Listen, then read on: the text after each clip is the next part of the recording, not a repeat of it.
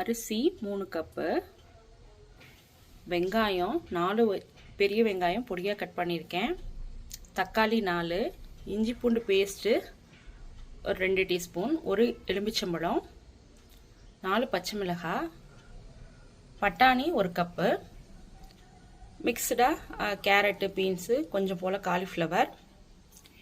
இது வந்து பட்டை கிராம்பு ஏலக்காய் பொடி 2 டீஸ்பூன், மிளகாத்தூள் காரத்துக்கு ஏற்ற மாதிரி, தயிர் 1/2 கப்பு.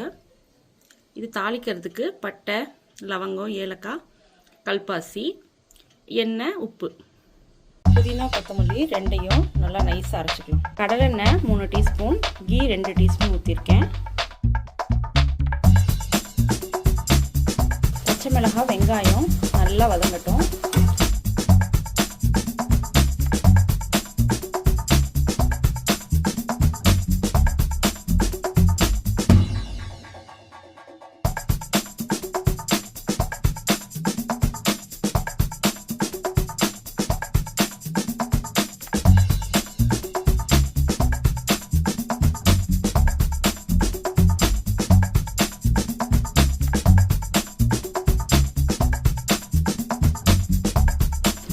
இது வந்து சீரக சம்பா ரைஸுங்க.